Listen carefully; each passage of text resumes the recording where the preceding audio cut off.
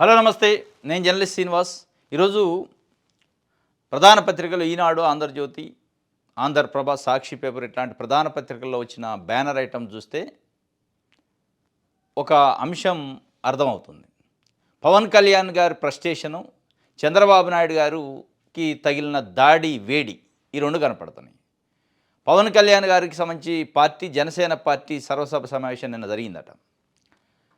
ఆ సమావేశానికి ఆయన అధ్యక్షుడు కాబట్టి మాట్లాడే క్రమంలో పార్టీ కార్యకర్తలు, పార్టీ నాయకులపైన, ఎమ్మెల్యేలు, ఎంపీలు, మంత్రులపైన సీరియస్ అయ్యారట.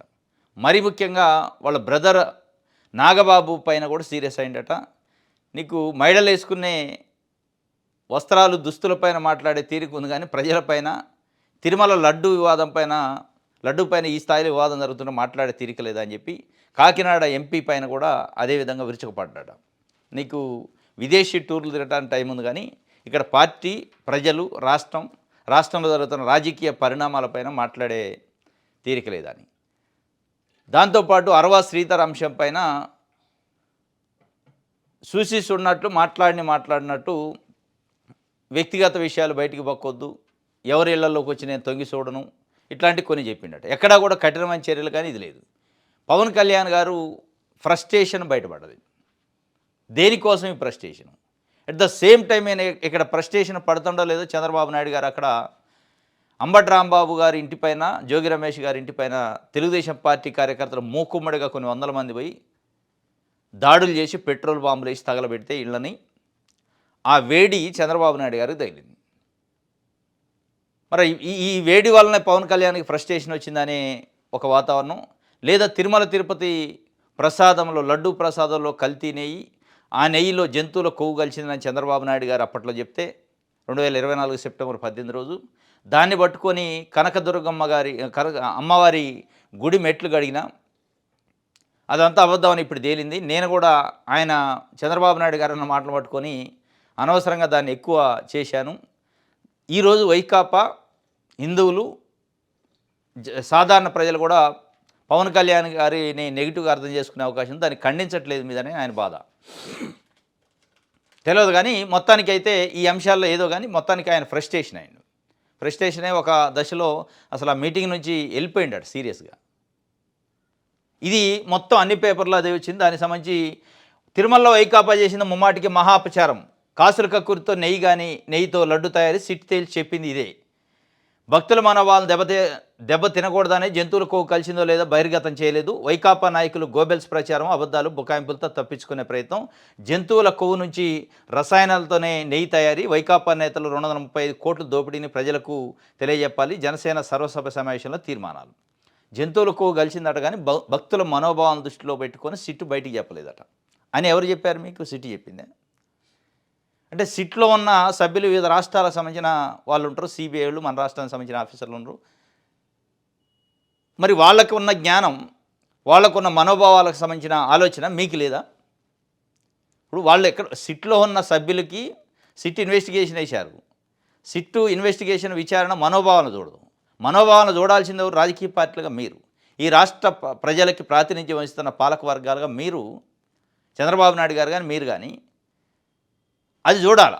హిందువులకు సంబంధించి కొన్ని కోట్ల మంది హిందువులకు సంబంధించి మనోభావాలను మీరు చూడకుండా, అయోధ్య రామాలయానికి కూడా మేము 1,00,000 లడ్డూలు పంపినా అందులో కూడా కల్తీ జరిగింది, అందులో కూడా కొవ్వు కలిసిందని చెప్తారు. టీటీడీ చైర్మన్ బిఆర్ నాయుడు గారు మొన్న 1,00,000 లడ్డులు కాదు 20 కోట్ల లడ్డూలు తయారని కల్తీ నెయ్యితోని, దాంట్లో విషక్రీములు కలిసినాయి అని చెప్పారు. చంద్రబాబు నాయుడు గారు అంత senior leader 2024 September 18 on dais NDA కూటమి సమావేశంలో ఏం చెప్పిండు? జంతువుల కొవ్వు, జంతువుల అవశేషాలు, పంది కొవ్వు, ఆవు కొవ్వు, చేపల నూనె కలిసిందని చెప్పాను. ఇప్పుడు సిట్ అట ఉందట, కానీ కొవ్వు ఉందని చెప్పిందట, కానీ బయటికి చెప్పొద్దని చెప్పలేదట హిందువుల మనోభావాల కోసం. మరి మీకు లేవో మనోభావాలు? మీకు ఆ జ్ఞానం లేదా? లేదా సిట్టి చెప్పలేదు? సిట్టికేం సంబంధం మనోభావాలతోని? సిట్టి చెప్పిద్ది, అన్నీ చెప్పిద్ది విచారణ కాబట్టి. ఇక్కడ మనోభావాలు లేవు, ఇది లేదు, సిట్లో తేలలేదు. చాలా క్లారిటీగా వాళ్ళు 219 పేజీల ఛార్జ్షీట్లో చెప్పారు. కొవ్వు అనే ప్రసక్తి లేదు, జంతువుల కొవ్వు అనేది.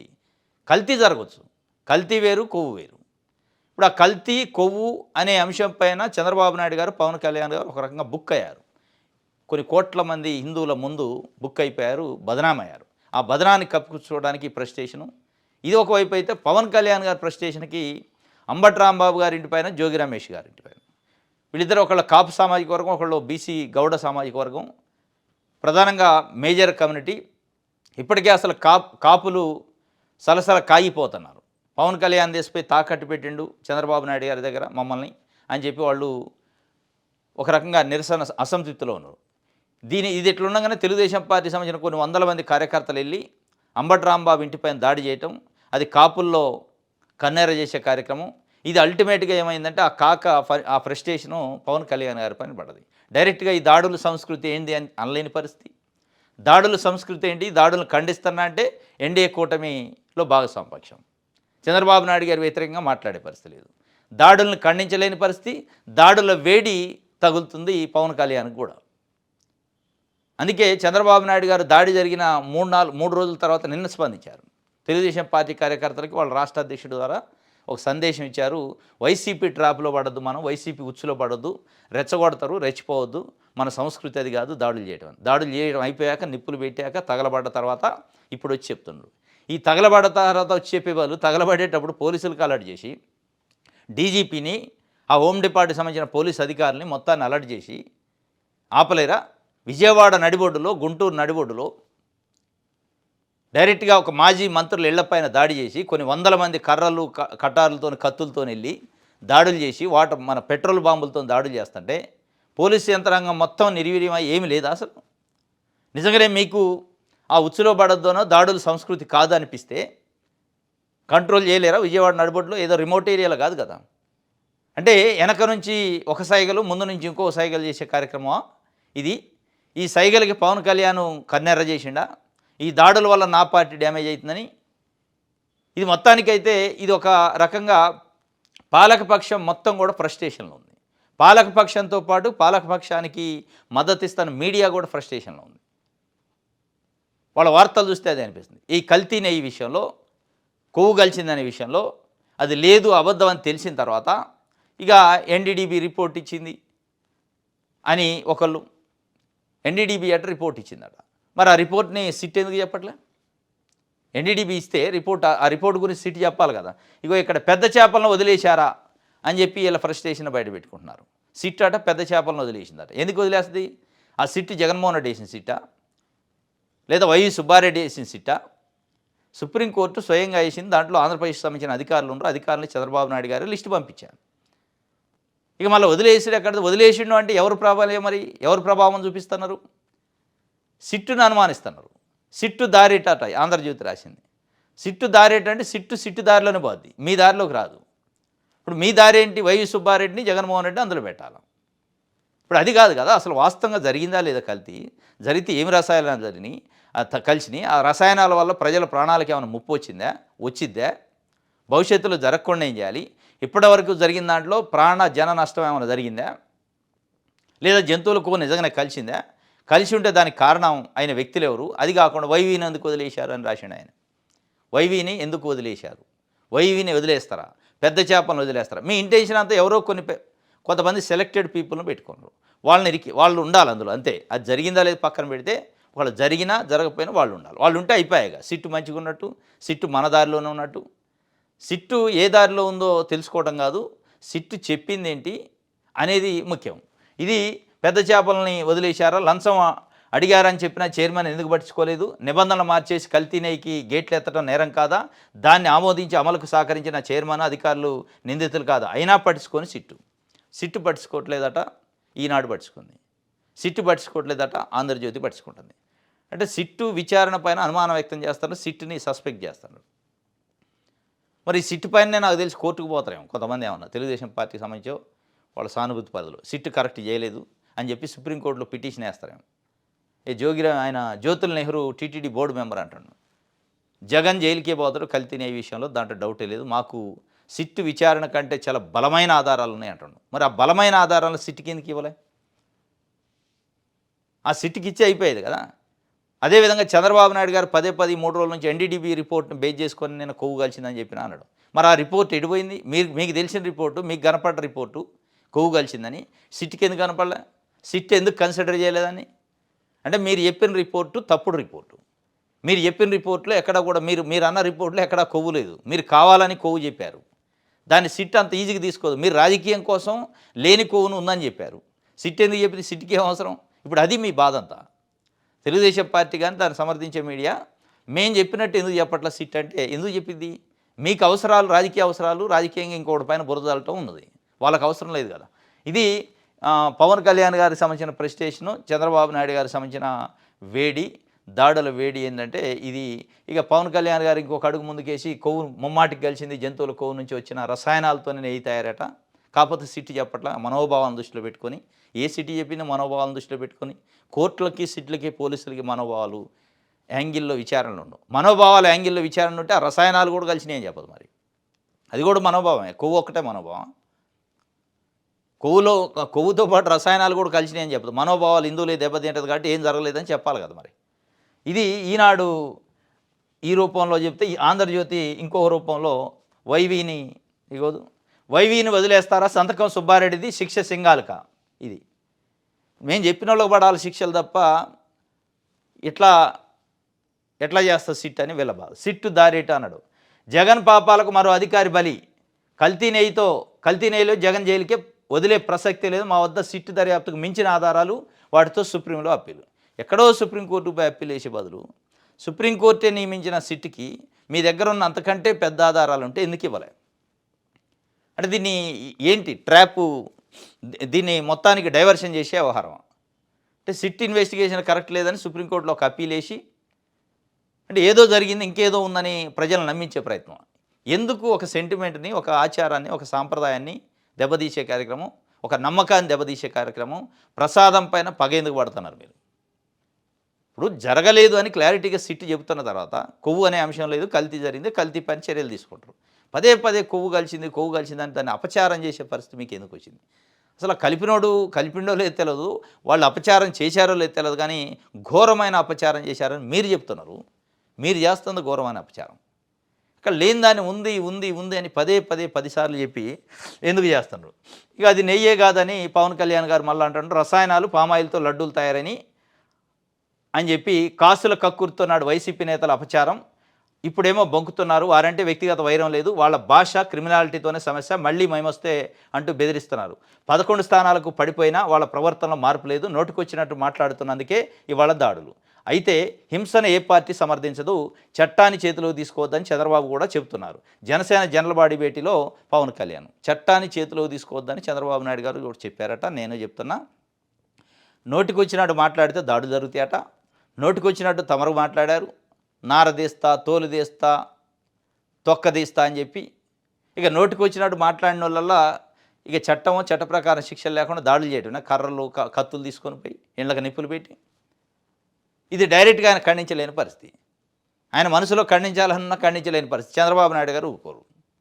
ఇక కాబట్టి దాడుల్ని చంద్రబాబు నాయుడు గారు కూడా ఖండించిండు. ఏది హింసను ఏ పార్టీ సమర్థించచ్చు, చట్టాన్ని చంద్రబాబు కూడా చెప్తుండే హింసను సమర్థించనని. మరి చెప్తే ఎందుకైంది హింస? చంద్రబాబు నాయుడు గారు లాంటి ముఖ్యమంత్రి ఉన్న తర్వాత కూడా విజయవాడ, గుంటూరు నడిబొడ్డులో పోలీస్ యంత్రాంగం హెడ్ క్వార్టర్ అంతా అక్కడే ఉంటుంది దగ్గరలో. అయినప్పటికీ ఎందుకు ఆపలేకపోయారు? ఒక ఇంటి మీద దాడి చేస్తుంటే కొన్ని వందల మంది వచ్చి కర్రలు, కత్తులు, రాడ్లు తీసుకొని, ఇంటెలిజెన్స్ ఏమైంది? ఫెయిల్ అయిందే? దాడులు చేస్తుంటే కనీసం డిప్లాయ్ చేశారా బెటాలియన్ని? ఎక్కడా లేదు. అంటే దీని అర్థమైంది, వెనక నుంచి ఎవరో ప్రొవోకేట్ చేసి తెలుగుదేశం పార్టీలో అతి ముఖ్యమైన నాయకుడు ఎవరో డైరెక్షన్ ఇస్తే డైరెక్షన్ ఫాలో అయినట్టు కాబట్టి ఏ వ్యక్తులు పోయి ఒకళ్ళ ఇంటిపైన పెట్రోల్ బాంబులు వేసి దాడులు చేసి నిప్పెడతారు అంత ధైర్యంగా, ఈజీగా? దాని వెనక ఎంత బలమైన శక్తి ప్రొవోకేట్ చేస్తుంది. ప్రొవోకేట్ చేసేది మీరే, ప్రోత్సహించేది మీరే. ఈరోజు వచ్చి చంద్రబాబు నాయుడు గారు కూడా ఖండించిండట. ఇది అల్టిమేట్గా వాళ్ళ భాష వలన జరిగిందంటే దాడుల పైన కూడా ఆయన స్పందించుంటే దాడులు చేయటం మంచిది కాదు, కానీ అది నేను అంటే చంద్రబాబు ఖండించాడు కాబట్టి నేను కన్విన్స్ అవుతున్నా అని చెప్పినట్టు. చంద్రబాబు ఖండించింది మీ ఫ్రస్ట్రేషన్ వల్ల. చంద్రబాబు అయినా మీరు ముఖ్యమంత్రిగా, ఉప ముఖ్యమంత్రిగా మీరేమన్నారు, హోంమంత్రిత్వ శాఖ నేనే తీసుకుంటాను, నేను అనవైతే మరి గతంలోనే అసలు వంగలపూడి అనంత గారు అయితే ఎడిపోయారో తెలియదు, ఎక్కడ ఉన్నారో తెలియదు, ఏం మాట్లాడతారో తెలియదు. ఇప్పుడు ఇంత పెద్ద ఎత్తున ఇద్దరు మాజీ మంత్రులు ఇళ్లపైన కొన్ని వందల మందిని పోయి దొమ్మి చేసినట్టు చేస్తే దానికి సంబంధించి డీజీపీ కామెంట్ చేయడు, వంగలపూడి అనిత గారు హోంమంత్రి కామెంట్ చేయరు. వీళ్ళు నిన్న బయటకు వచ్చి వీళ్ళ ఒకళ్ళనొకళ్ళు సమర్థించుకోమని చంద్రబాబు నాయుడు గారు కూడా చెబుతున్నారు చట్టాన్ని చేతిలో తీసుకోవద్దని. కాబట్టి నేను చెప్తున్నా, తీసుకునే అయిపోయా, కాలిపోయా, బూడిదైపోయా. ఇది అన్నింటిపైన నేనే మాట్లాడాలా, అలాగైతే ఎమ్మెల్యేలు ఎందుకు అని పవన్ కళ్యాణ్ అన్నాడట. ఎమ్మెల్సీ నాగబాబు ఆయన కూడా సీరియస్ అయ్యాడు. ఈ ఈ ఫ్రస్ట్రేషన్, ఈ బాధ అంతా ఏంటంటే కల్తీ నెయ్యి జరిగిందని చంద్రబాబు నాయుడు గారు సెప్టెంబర్ 18 నాడు ఒక మాట్లాడగానే 2024లో దాన్ని పట్టుకొని నేను సనాతన ధర్మాన్ని బట్టలు మార్చి కాషాయ వస్త్రాలు లాంటివి ఇది వేసుకొని పోయి కనకదుర్గ అమ్మవారి గుడి మెట్లు శుభ్రం చేసిండు. మంచిదే, శుభ్రం చేస్తే తప్పేం లేదు. గుడి మెట్లు శుభ్రం చేస్తే అందరూ సంతోషించాలి. ఆ కాజ్ ఏంటంటే కల్తీ కొవ్వు కలిసిందని. కొవ్వు కలిసింది నేను ఊరుకున్నాడు. చివరికి ఏమైంది, కొవ్వు లేదని తెలిసింది. ఇప్పుడు ఏం చేయాలా? కొవ్వు లేదని తెలిసిన తర్వాత వైఎస్ఆర్సీపీ, దానికి సంబంధించి సోషల్ మీడియా, హిందువులు, సామాజిక కార్యకర్తలు పెద్ద ఎత్తున విమర్శించారు. అరే చంద్రబాబు నాయుడు గారు రాజకీయం కోసం అంటే దాన్ని పట్టుకొని నువ్వు గుడిమెట్లు గడిగి దాన్ని పెద్ద రాద్ధాంతం చేసి ఇప్పుడు నీ పరువు బాయ్ అని చెప్పి ఈ పరువు పోయింది. ఈ పరువు పోయిన దానిపైన కౌంటర్లు వస్తుంటే దానికి ఎన్కౌంటర్ లేదు. జనసేన నుంచి ఒక్కడు మాట్లాడట్లా. ఎందుకు? ప్రజల కోసం కాదు ఆయన బాధ. నా పరువు పోతుంది మీరు కాపాడరా. మీ పరువు పోయే విధంగా మీరు దాంట్లో ఆ ట్రాపులు పడద్దు. ఇప్పటికి కూడా ఈ రోజు కూడా మళ్ళీ అదే పరువు పోయే కథలు చేస్తాను మీరు. దాడులు జరిగితే ఇద్దరు మాజీ మంత్రుల ఇళ్లపైన దాన్ని ముక్కుసూటిగా ఖండించకుండా చంద్రబాబు నాయుడు గారు చట్టాన్ని చేతిలో తీసుకోవద్దని చెప్పిండు కదా అని ఆయన ట్రాప్లో మీరు పడతారు. మరి పరువు బాబత్ ఏం పోద్ది? ఒకవైపు ఈ వైసీపీ నాయకులు, కార్యకర్తలు అసలు ఏం మాట్లాడాలో తెలియని పరిస్థితి. ఒకవైపు నిప్పులు పెడతారు మాజీ మంత్రుల ఇళ్ళకి, దాడులు చేస్తున్నారు తెలుగుదేశం పార్టీ కార్యకర్తలు కర్రలు కత్తులు పట్టుకొని. ఇంకోవైపు కల్తీ లేదు, కొవ్వు కల్తీ లేదు అని చెప్తున్నారు. దీనిపైన ఏం మాట్లాడాలో మీరు ఒక క్లారిటీ ఇయ్యరు. మీరు ఎప్పుడు ఏం మాట్లాడతారో తెలియదు. ఎప్పుడు చంద్రబాబుకి అనుకూలంగా మాట్లాడతారో తెలియదు. ఎప్పుడు మీ పార్టీకి మీరు వ్యతిరేకంగా మాట్లాడతారో తెలియని పరిస్థితులు ఏం మాట్లాడతారు? మీ స్టాండ్ ఏందో తెలియదా? మీ స్టాండు దాడులపైన కఠినంగా ఉంటున్నారా, దాడులు ఖండిస్తారా తెలియదు, దాడులను సమర్థించదా తెలియదు. మీకు ఎక్కడి నుంచో ఆదేశాలు రావాలా, ఆదేశాల కోసం మీరు చూస్తారు. మీ ఆదేశాల కోసం మీ కింద ఉన్న ఎంపీలు, ఎమ్మెల్యేలు, మీ నాయకులు చూస్తారు. ఇదన్నమాట కమ్యూనికేషన్ గ్యాప్. తిరుమల లడ్డు పైన కూడా అదే. కొవ్వు లేదని క్లారిటీ వచ్చాక ఏమి విమర్శిస్తారు వాళ్ళు? పదే మీరు ఎందుకు కౌంటర్ లేదంటే అబద్ధం చెప్పాలి. ఇంకొక అబద్ధం, ఒక అబద్ధాన్ని కప్పించడానికి ఇంకొక 100 అబద్ధాలు చెప్పడం తప్ప దాంట్లో ఏం ఉండదు. ఇది ఒక వార్త అయితే, వైసీపీ బాటలో వెళ్ళొద్దు, చట్టాన్ని గౌరవించి సమయాన్ని పాటించండి. అలజడులు రేపే కుట్రలో భాగంగానే వైసీపీ బూతులు కవింపు చర్యల పట్ల అప్రమత్తంగా ఉండండి. చంద్రబాబు ఈ విషయాన్ని స్పష్టంగా చెప్పమన్నారు. పార్టీ నేతలతో పల్లా శ్రీనివాసరావు, అచ్చెన్నాయుడు టెలికాన్ఫరెన్స్లో చెప్పారు. చంద్రబాబు ఈ విషయాన్ని స్పష్టంగా చెప్పమన్నారట. ఏది దాడులు చేసి తగలబెట్టిన తర్వాత ఇళ్ల మీదకి పోయి దొమ్మిలు చేసి మొత్తం ఇంట్లో చొరబడి మొత్తం అయిపోయిన తర్వాత ఇప్పుడు ఆదేశాలు జారీ చేశారట. ఇది ఆంధ్రజ్యోతి రాసింది. ఇక సాక్షి పేపర్ చూద్దాం, వీళ్ళు ఏం రాశారు. జంగిల్ రాజుపై జనాగ్రహం, పార్టీ నేతలపై దాడులను తీవ్రంగా పరిగణించిన వైఎస్ఆర్సీపీ రెడ్ బుక్ రాజ్యాంగంతో ఆంధ్రప్రదేశ్ను బీహార్లో మార్చేశారు. టీడీపీ గూండాలు అరాచకతలు విధ్వంసకాండపై రాష్ట్ర వ్యాప్తంగా వైఎస్ఆర్సీపీ శ్రేణులు, కాపు, బీసీ ప్రజా సంఘాలు ఆగ్రహం వ్యక్తం చేసినట. రేపు గుంటూరుకు వైఎస్ జగన్మోహన్ రెడ్డి వస్తుండట. కాపులను లక్ష్యంగా చేసుకున్న చంద్రబాబు అని చెప్పి పిఎస్సి సభ్యుడు ముద్రగడ పద్మనాభం ఆగ్రహం వ్యక్తం చేసి ఆయన చంద్రబాబు నాయుడు గారికి ఒక లేఖ కూడా రాసిండు. ఈ వేడి ఏదైతే దాడులు వేడి అంటున్నాం కదా, చంద్రబాబు నాయుడు గారు ఏదైంది, పవన్ కళ్యాణ్కి ఫ్రస్ట్రేషన్ వచ్చింది అని, ఇదంతా ఏంటంటే కాపు సామాజిక వర్గం కన్నెర చేస్తుంది. కాపు సామాజిక వర్గం కన్నెరతో పాటు ప్రజలు ఆగ్రహం వ్యక్తం చేస్తారు. లేని కొవ్వును పదే మళ్ళీ అదే పట్టుకొని ఎందుకు ఊగులాడతారు? ఈ దాడులేంది, ఈ కల్చర్ ఏంది, ఈ సంస్కృతిని ఎడి తీసుకెళ్తున్నారు? ఈరోజు దాడులు జరిగినట్టే ఉంటుందా? వీళ్ళు కర్రలు తీసుకొని ఈరోజు దాడులు చేస్తే వాళ్ళు రాడులు తీసుకొని రేపు వస్తారు. అంటే రాష్ట్రాన్ని ఏం చేయదలుచుకున్నారు?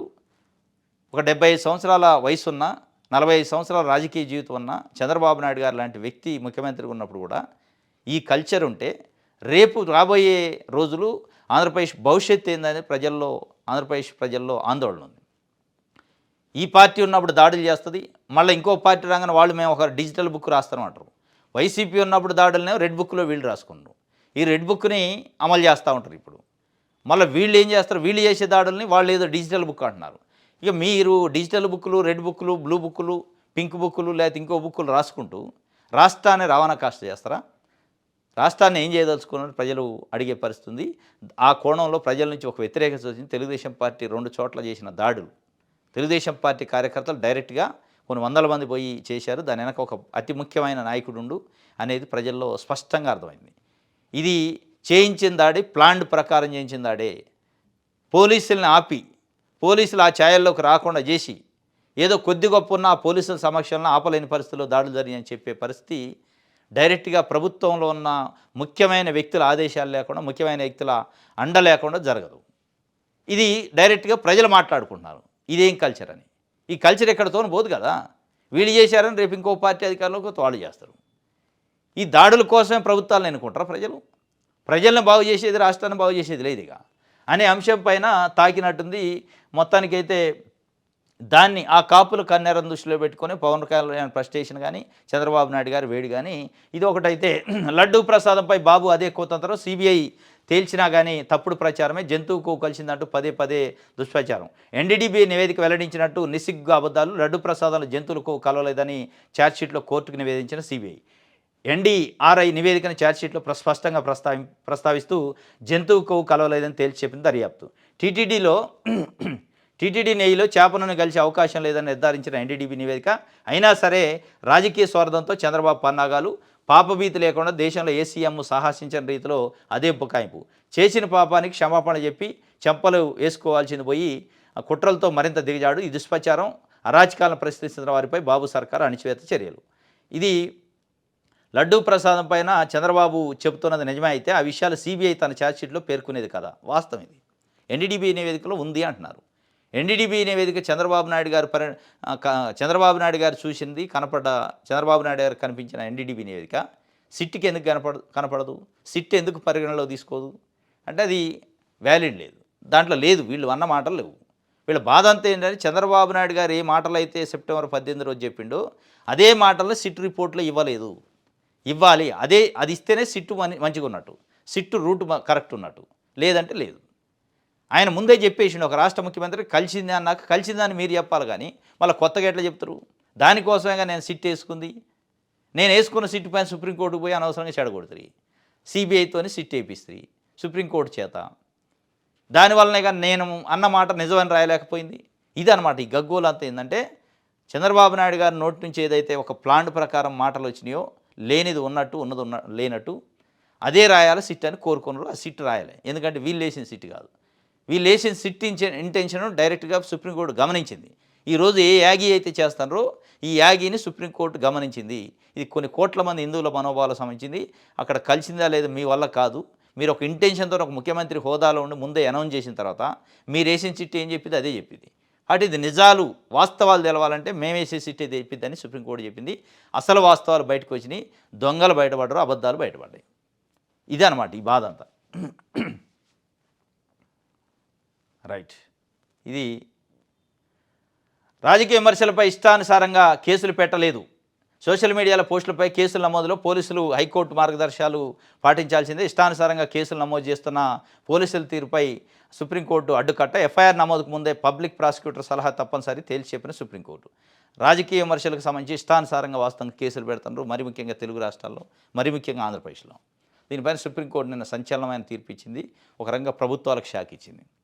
సోషల్ మీడియా పోస్టులు పెడుతున్నాం, ఏది పడితే అది కేసులు పెట్టడానికి లేదు, దానికి ఒక క్రైటీరియా, ప్రశ్నిస్తే కేసులు పెడతారా అని చెప్పి సుప్రీంకోర్టు చాలా సూటిగా చెప్పింది. అడ్డగోలుగా కేసులు పెడితే ఒప్పుకోమని చెప్పింది. ఇప్పటికైనా కేసులు బంద్ చేయాలి. అడ్డగోలుగా తొక్కేస్తాం సోషల్ మీడియాలో అని చెప్తారు. సోషల్ మీడియాను తొక్కేస్తాం, నలిపేస్తాం, కేసులు పెడతాం, లోపటేస్తాం అని బెదిరింపులు. ఈ బెదిరింపులకు సుప్రీంకోర్టు ఒక కౌంటర్ అయితే గట్టిగా ఇచ్చిన పరిస్థితి కనపడుతుంది. రైట్. అలజడుల కొట్రాట, మహాపాపాలపై దృష్టి మళ్లించే ఎత్తులు, హింసక ప్లాను వైసీపీ ట్రాప్లో పడద్దు. నేడు కేబినెట్ భేటీ అట, అజెండాలో కల్తీనే వ్యవహారం కూడా పెడతారట. అసెంబ్లీలో ప్రవేశపెట్టిన పలు బిల్లులకు ఆమోదం. రాష్ట్రంలో తాజా రాజకీయ పరిస్థితులపైన చర్చ. కేబినెట్ భేటీ, దాంట్లో కల్తీనే అయిపోయినట. అంటే సిట్ వేసిన తర్వాత కల్తీనే అయిపోయిన కేబినెట్లో ఏం మాట్లాడతారు అంటే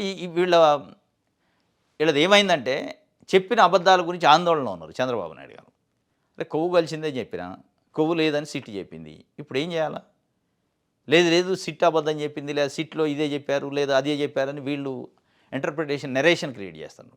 సిట్ ఏం చెప్పిందో కాగితాలు రికార్డు కనపడుతుంది, 219 పేజీలు. దాన్ని బయట పెడితే అయిపోయాయి. అది బయటకు వచ్చింది, దాంట్లో క్లారిటీ ఉంది. లేదు సిట్ అట చెప్పలేదు అంటారు. కొవ్వు కలిసిందని చెప్పిందని ఒక ఆయన, కొవ్వు కలవలేదని ఎక్కడ చెప్పింది సిట్ అని ఒక ఆయన, మరి కలిసిందని చెప్పిందా? చాలా క్లారిటీగా కొవ్వు అవశేషాలు లేవు అని చెప్పింది. చెప్పిన తర్వాత కూడా దాన్నే పట్టుకొని యాగి చేసి ఆ యాగి ఫలించట్లే ప్రజల్లో. ఇప్పుడు క్యాబినెట్‌లో పెడతారట. క్యాబినెట్‌లో పెట్టి మీరు ఎందుకు మాట్లాడరు, నేను ఇంతగానం మాట్లాడుతుంటే. నిన్న పవన్ కళ్యాణ్ గారు వాళ్ళ పార్టీ నాయకులకు చెప్పినట్టు ఈయన క్యాబినెట్‌కి చెప్పేటట్టు దీంట్లో క్యాబినెట్ మీటింగ్‌లో ప్రధానంగా కల్తీ నెయ్యి, కొవ్వు ఇది అంశం అంట. రెండో అంశం కొన్ని ప్రైవేట్ కంపెనీలకు భూములు ఎట్లా కట్టబెట్టాలి. ఈ రెండే ఉన్నాయట. ఈ రెండిటితో పాటు మిగతా అంశాలు